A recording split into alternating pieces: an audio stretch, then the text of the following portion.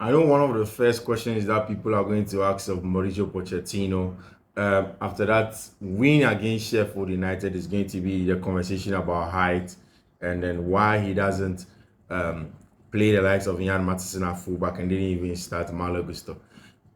There was a lot of conversation around fullbacks, a lot of conversation around the squad selection, the first 11, and even as the game did wear on, why didn't Christopher and Nkunku get some minutes in there?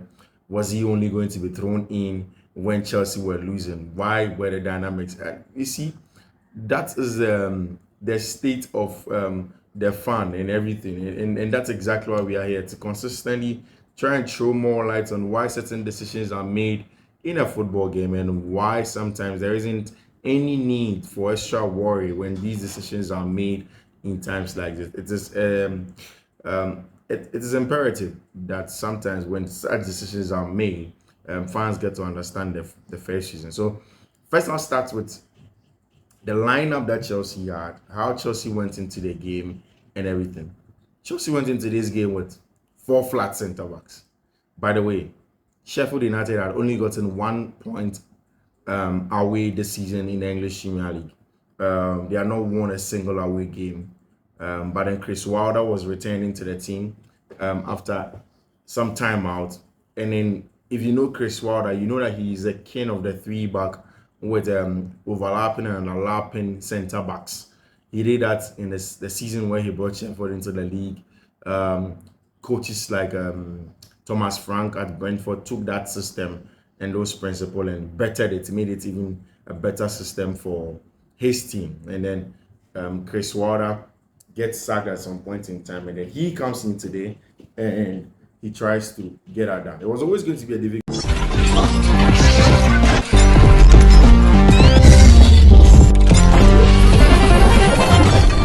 game for Brentford. But yeah, guys, that was just a preamble. My name is Fiifi-Manfred. This is Fiifi-Manfred on YouTube. Before I go on, I think it's important that I say thank you to everybody that has spared his or her time to spare just about towards just a second or two or more of all the analysis that we do here. It has been some growth. We've clocked officially 5,000 subscribers on the channel, and we are doing some huge numbers in terms of views. I want to say a big thank you to all of you, and thank you very much for choosing me. Again, it's the Christmas time, so let me take the opportunity to say a Merry Christmas and very good year time to everybody that celebrates Christmas. Take good care of yourselves as you enjoy the festivities. If you can, you don't necessarily have to be out there. You can use that time to get some rest and get some needed rest if you've been working throughout the year. It's very, very important, as I will be doing. My name is Fiifi-Manfred. This is Fiifi-Manfred on YouTube. And thank you very, very much for choosing us. Now let's get into the conversation. All right. So in that game against Sheffield United, I think that Chelsea played the same way that they've been playing in recent times against Everton. All the games that they've been losing, the same way. It was just two things that changed, and I think that's exactly what gave Chelsea the wins. And I'll get straight into it. But first, let's analyze from the lineup that Chelsea went into the game with. So Chelsea essentially went into this game with four flat centre backs. Axel Osasi on the right. You see, I don't see Axel Osasi as a right back. He's not a right back. And Axel also is not technically gifted to even come inverted and then add to the numbers in progression in central areas. The best person to do that is Levi. So Chelsea essentially had Axel Osasi at right back, Thiago Silva, Bernard Belashile, and then Levi. So four of the available centre backs played in this game. Now I can make a case for Pochettino about Malo Gusto because he doesn't want to rush Malo Gusto. Gusto is just returning from injury. He hasn't played any game. He would want to be patient with Malo Gusto and then necessarily throw him into the dogs or get him to relapse if the game was going to be intense. It was a game that Chelsea had expected was going to be more intense because it's a new manager bounce, and then Chris Wilder was in hand to try and inject some intensity in his team, right? So it was important. Again, I think that purely Mauricio Pochettino, and in this day and age, the game is essentially about winning of individual duels. So while the game is a team sport, and then you'd want to have your team to play well and whatnot, you also want to win your individual battles. And it's so important such that Chelsea made sure that at the end of the day, they have enough players to help in terms of winning duels, being aggressive on the ground, and especially when you play against teams like the teams that sit very low and then go with the long balls in route one and go into very good transitions and turn the ball over and then hurt you like how Everton played against Chelsea. You want to be very, very careful. One, you want to be able to counter press them quickly. Two, you want to be aggressive with them and win the ball back within about just 20 seconds of they having the ball. And then three, you want your center backs, full backs, defenders generally to be able to go in and win duels. And so the first one, why I think that Mauricio Pochettino made sure that Axel Disasi was in this game is about winning of duels. And I think that's actually a very good reason why Chelsea won this game. It was important for Disasi defensively when it comes to set pieces. It was obvious that Sheffield United were going to target Chelsea from set pieces and then moving them around using the likes of Mark Burney at the far post and making it difficult for Chelsea to get to the end of balls. And then when they get that goal, they go and sit back, shut up shop, and then invite Chelsea to come in with a press. When Chelsea leaves spaces in behind, they come in, turn it over again, and then McAtee and the likes will hurt you, they will sting you with the final goal, and they are in trouble. And then the Stamford Bridge becomes gloomier and gloomier and gloomier and gloomier. So that was a much more careful approach. It reeks of a coach that is being more pragmatic than any other thing, especially when he knows that these are teams that he keeps on failing at winning. So let's secure the back. Let's make sure that the rest defense is watertight, and then we have technical players to navigate the game in the final third, in the middle third, and whatnot. So it was important. And I don't think that's too bad. Again, Pochettino doesn't rate Ian Matheson as a fullback. Honestly, I've said this several times. Poch doesn't think Matheson is a good fullback. At best, he'll throw him in when teams are tired to come and wind down the clock and help him maintain wins. It's very, very important, and that is what you get. He doesn't see him as such. He talks about the competition at Burnley when he was there and why he's at Chelsea and is a different place and he needs to compete more and whatnot. That's the thing. He doesn't see him as the kind of player that he can trust to turn things around. So obviously, Axel Disasi was going to be there. Disasi played in there. The conversation of height is very, very imperative, and that's why he was there. Thiago Silva, Benoit Belachile. Since Benoit recovered from injury, he has proven that he's a solid player. He has been very good aggressively with the ball as well. Central areas. When you're playing against a team that packs centrally, that plays very compact and prevents you central progression, and then they close down on your CDM when he receives and tries to turn forward. You need very, very good ball playing and line breaking centre backs, and Benoit Belachile is at the top level of such quality in terms of centre backs and that quality. I think he did a brilliant job in sniffing danger, stepping from the defensive line, breaking the chain, getting into midfield, closing teams down, being aggressive, winning the ball over, and same of Conor Gallagher and Levi Cole in there. It was good stuff in the defensive tier, looking at the kind of player Chelsea had, but that obviously was going to affect Chelsea because if you have the shape essentially became a 4-1-5 where Caicedo will sit in that hole. You have the four centre backs in the rest defense. Sometimes Axel Disasi will try to push for it, but he had no clue whether he should overlap, or at certain points in time what he was supposed to do.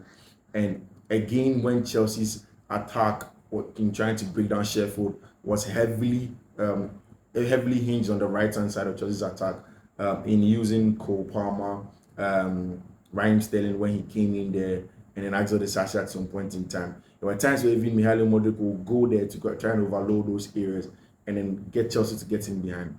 Again, I think one of the brilliant stuff that I saw today was in the role of Moise Caicedo. Today, Moise on the ball was very, very brilliant, receiving the ball from the first step, turning around, playing forward, and then he was much more progressive this time because, of course, Enzo wasn't in the team and he needed a rest. Again, fans are going to be fans. Fans will consistently have the conversation around, oh, why did he drop this guy? Why didn't you play this person?